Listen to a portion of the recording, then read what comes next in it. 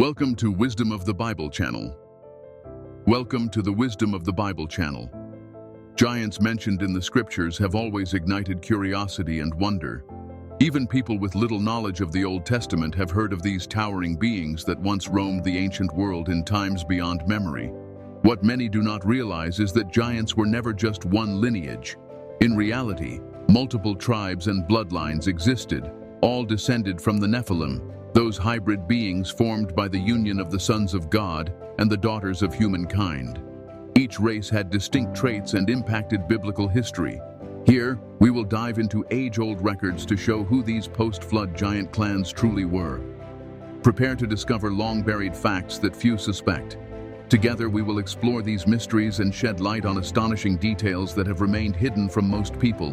Now, let us examine the secrets of these mighty beings who defied kings and entire societies. The 5 races of giants in the Bible after the flood. The biblical giants make their first appearance early in Genesis 6, unveiling one of the most captivating passages in the scriptures, where extraordinary occurrences challenge our understanding of ancient history and hint at a realm beyond human comprehension. The text explains that the sons of God noticed the beauty of human women and took them as spouses, spawning a hybrid offspring known as the Nephilim. These gargantuan beings roamed the earth before the flood, and surprisingly, emerged again afterward. Yet who were these sons of God mentioned in the sacred record? The key lies in the Hebrew term used, which in Aramaic also points to celestial entities.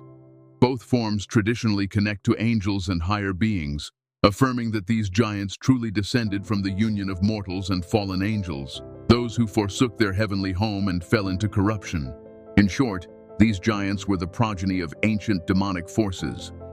Genesis asserts that, prior to the flood, these creatures multiplied and instilled fear, driving humanity deeper into corruption. Their influence helped create the lawlessness that prompted God to unleash the judgment of the waters. Yet the text also indicates that, after that era ended, they somehow re-emerged on the earth, stirring new questions about their origins. But how could this happen? Numerous researchers and theologians suggest that fallen angels kept meddling with human societies, inserting themselves into early cultures and birthing a fresh line of Nephilim.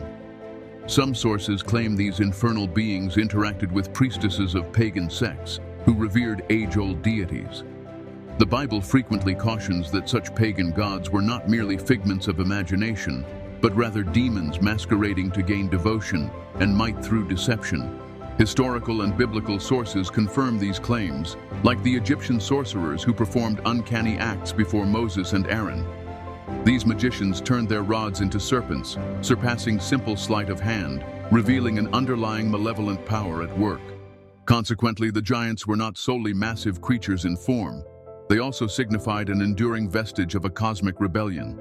They embodied remnants of that celestial revolt, serving as a tangible testament to the ruin introduced by fallen angels, and they kept influencing human affairs for centuries. After the deluge, another generation of these giants re-emerged, expanding into multiple areas of the Middle East and beyond. Scripture refers to these towering figures as militant clans, many settling in crucial regions, confronting whole kingdoms, and emerging as one of Israel's major hindrances. Their presence became a looming threat, looming over nations and forging legends of battles against these towering foes. Scripture indicates that at least 5 distinct giant races occupied these territories, extending from the Levant through Mesopotamia and into ancient Egypt. Their offspring scattered into areas now known as Israel, Iraq, Syria, and nearby lands, building fortified settlements and formidable cities. A remarkable reference to these giants appears in Numbers 13, which describes the awe and dread they inspired among those who encountered them in ancient times. When the Israelites explored Canaan, they trembled at the sight of Anak's descendants, one of the most formidable giant tribes. They portrayed the Anakim as immense, fearsome figures, so towering that the Hebrews felt like tiny insects next to them. Moreover, these reports emphasize the combined might of the Canaanites, whose strongholds were heavily reinforced and guarded by such uncanny warriors. Their presence was so daunting that it shaped the Israelite perception of the land, fueling doubts and fears about their chances of conquest. But which were these 5 giant groups? How did they arise? And what did their names signify to the people of that era? Let us now uncover the backgrounds of these enormous tribes and the enigmas tied to their presence in the ancient world. The initial and most prominent group was the Rephaims, also called the Rephates. For countless ages, giant legends have populated the oldest chronicles of humankind. Their lore resonates across cultures, echoing powerful tales of might and mystery. Among these towering figures, one clan emerges as particularly dreaded and mysterious: the Rephaims. Their name, found in sacred texts, bears dark and unsettling connotations. In the singular, they were termed Rapha, yet their collective title suggests far more than raw physical strength. Legends hint at a supernatural element linked to their origin. In both ancient Hebrew and Phoenician, the term Rephaim has a grim resonance. It signifies more than simply towering figures. For early cultures, they were connected to the sphere of the dead. The term itself implies something spectral, like wandering shades among mortal men, almost as if they belonged to the undead. Such ideas fueled superstitions throughout the region. Why did older generations perceive them in this manner? The explanation goes back to a pivotal event for humanity: the flood. Ancient lore claims that the giants were annihilated by the Great Deluge, entirely destroyed and removed from the world. Yet, after many years, they inexplicably resurfaced.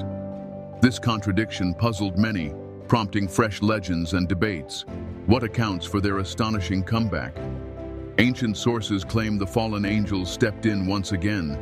Revered as gods by certain societies, these spirits again intermingled with mortal women, establishing a fresh giant bloodline that prolonged what many assumed had been eradicated. The Rephaims' sheer size baffled onlookers. Their proportions went beyond normal human limits, sparking fear and awe in every culture they encountered. Observers were left stunned by their towering frames, unable to explain their incredible height. They stood like titans, measuring staggering heights. Scripture recounts that Og, the king of Bashan, reached about 15 feet 5 inches tall and nearly 6.5 feet in width. This depiction did not apply to him alone. It suggests that his fellow Rephaims shared similar dimensions, towering like living mountains, moving through the world as if they were warlike deities, inspiring both dread and astonishment. The second race of giants that roamed Canaan and instilled terror is famed in books and cinema: the Anakim.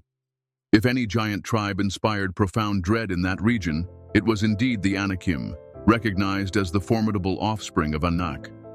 Their legacy endures in many cultural retellings of biblical lore. Whereas the Rephaim's title hinted at death, the Anakim's own name held a disturbing clue to their beginnings. The word Anak was more than a mere label. Its implications reached far beyond simple naming, revealing a heritage that set them apart in mystery. For ancient listeners, it evoked connections to powers that descended from the heavens. Rooted in Old Sumerian, Anak or Anakin signified a reality that shifted how people viewed these giants, children of those who descended from the skies. That meaning alone was enough to darken perceptions of the Anakim and reveal the unsettling truth at their core. It connected their lineage directly to beings once revered as divine, setting them apart from ordinary humans. They were regarded not merely as giant warriors, but as literal heirs of those skyborn entities, the pagan gods once adored in ancient corners of the Middle East, Africa, and Asia. Their ancestors were no ordinary humans. They were, as per time-honored legends, beings who fell from above, breeding a line that disrupted the normal balance. Such origins placed them beyond typical earthly limits, fueling fear in every civilization they encountered. In old accounts, references to the Anakim often highlighted their enormous size and daunting power. Texts depicted them as fierce fighters, towering above normal men by at least 6 or 10 feet. Some calculations place them between 11.5 and 14.5 feet tall, though certain sources hint they might match the Rephaims and exceed 15 feet. Their sheer bulk and prowess made them feared wherever they roamed. Few armies dared to confront them directly. If the Anakim were dreaded for their power and heavenly origin, and the Rephaims for their ghostly aura, there remained a third group of giants in the Middle East whose presence spread terror across the Levant, the menacing Emims. The scriptures refer to them in Deuteronomy 2:10-11, where it is written, "The Emims formerly lived there, a people great and numerous, and as tall as the Anakim." This passage confirms their remarkable size and might. Their reputation alone was enough to cause entire villages to flee. This reference holds a key point. The sacred text underscores that the Emins equaled the Anakim in stature, implying they also stood beyond 13 feet, potentially matching the Rephaims. The notion that these giants posed a dire menace echoes even in their name. According to Rabbi Rashi, the term Emims translates to fearsome or monstrous, capturing the horror they invoked among local populations. Throughout the region, tales describe them as monstrous figures whose presence alone could break morale. Their name signified more than a mere tribe label. It embodied their fearsome look and the chilling effect they had on nearby communities. Although they were massive in stature, it was the sheer terror they provoked that truly defined them. The Jewish historian Flavius Josephus, among the chief accounts on ancient giants, highlighted a particularly unsettling trait. He noted their overwhelming presence, as though they carried a primal dread that gripped any who laid eyes upon them. They possessed a blood-curdling cry akin to a lion's roar, a harsh guttural sound said to paralyze even the most fearless soldiers. Their twisted form also distinguished them from other giant races.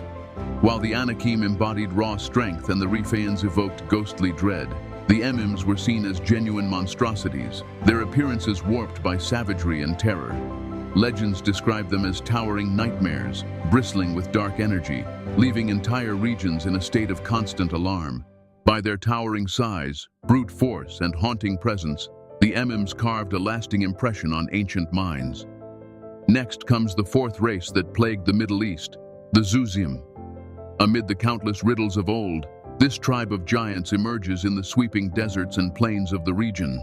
Labeled in ancient texts as the Zuzim, these colossal figures boasted an incredible might that made them nearly unstoppable. Their legends lingered throughout history, hinting at beings who could topple entire armies with their sheer power.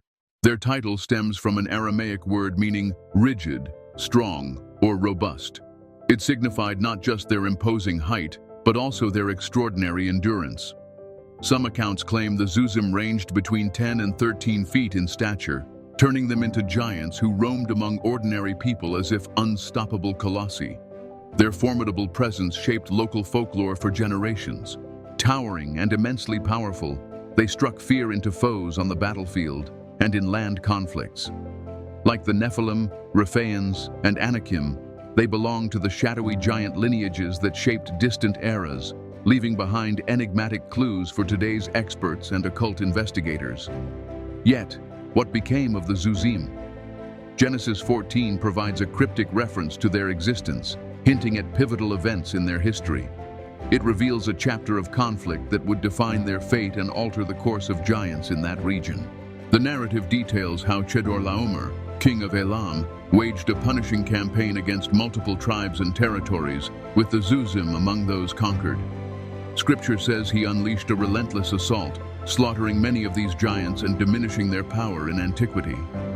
The downfall of the Zuzim was merely one event in a broader conflict between humans and giants mentioned in sacred accounts and long-held stories. Legends suggest numerous encounters between mortal armies and these towering foes, each clash shaping the legacy of giants in old civilizations, with many narratives emphasizing the overwhelming odds humans faced. Finally, the Old Testament refers to a final giant race, the Zamzummim. Hidden in the depths of bygone eras, when colossal figures strode the land, these giants emerge as a lesser-known yet intriguing group. Little is said of them, and uncertainty veils their story. They are identified as the Zamzummim, an enormous people who dwelt in the Middle East, specifically on the eastern side of the Jordan River. Their presence once loomed large among neighboring communities, creating tales of towering warriors who tested the limits of human courage. Resembling the Zuzim, this group was notably tall, formidable, and endowed with massive power. Ancient sources suggest their height spanned between 13 and 14.5 feet, placing them far above ordinary mortals. In battles and daily life, they displayed a towering presence that set them apart from smaller societies. Biblical records note they thrived in crucial areas, lauded as fierce fighters who controlled key locations and spread fear among nearby groups. Yet, they could not withstand the unyielding march of time. Clashes erupted with Lot's descendants, notably the Ammonites, over the rich lands that had belonged to this ancient people. The ensuing battles would greatly influence the survival and legacy of the Zamzummim. Despite their might, they found themselves in a struggle that would shape the fate of giants in that region.